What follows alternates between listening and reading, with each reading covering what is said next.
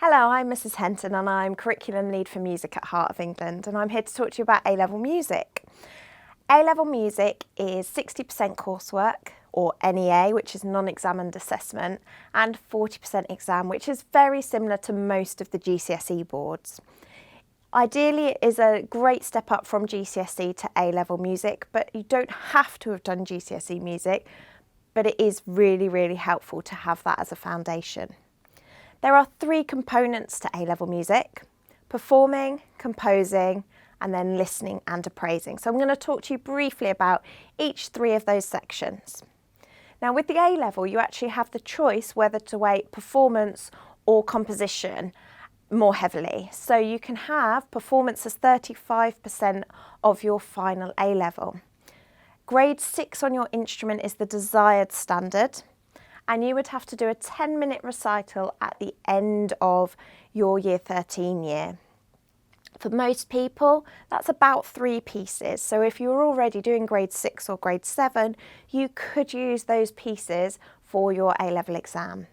If you choose to weight composition more heavily, performance is only 25% and you do 6 minutes on your recital. For composition, as with GCSE, you're expected to do 2 compositions. One is a free choice and one is set by the exam board, and we compose to a brief. Again, you can choose whether that's 25% of your exam or whether it's 35% of your exam. And that makes up the NEA, which is 60%. So most of that will be done and dusted by Easter of Year 13. And a lot of people really like that with music because we can take our foot off the gears a little bit as your other subjects ramp up for your exams in the summer. The listening and appraising exam has 3 sections. Section A is very similar to what you will have done at GCSE. It's unprepared listening, and you have your own CD, so you can listen to the tracks as many times as you like. There's a bit of dictation and theory in there, a bit of knowing the genres. Section B is a new idea for A-Level, where you have certain pieces that you'll study. I'll usually liken it to when you've done poetry and analysis at GCSE in English, but we do that with music, and it's great fun because you actually get to get into the details of the music and annotate the scores and really understand why the composer has made those choices. Section C is our essay section. It's 50 marks for 2 essays. And you write those on the 2 areas of study. But we do lots of practice around this, and actually for an essay it's about 1.5 sides of A4, so they're not really, really long essays that you need to write for music A-Level. The areas of study we look at are Mozart, Haydn and Beethoven, which is classical music, and it gives you a really good fundamental understanding of where other musics come from. Area of study 2 is jazz works. We look at people like Ella Fitzgerald, Frank Sinatra, some of the big band era.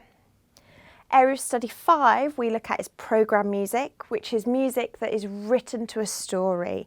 So it's things like the Hebrides Overture by Mendelssohn or the Sorcerer's Apprentice. And area of study 6 is innovations since the 1900s. And we look at all the isms, sometimes minimalism, serialism, impressionism, and then you get into some really different and bizarre recording techniques and really pushing the boundaries out. And we do some theory-based stuff, we do some performances, we do some composition around all of those areas, so you really understand the music before you have to write about it.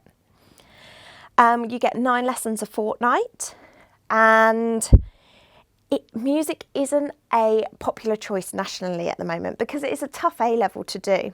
So if you do take music, you are really in the niche of your cohort. It's less than 6% of your year group will take this. So even if you're not thinking of doing music at university, A-Level music is a really good one to take to make you stick out to those universities, as it's not a popular choice.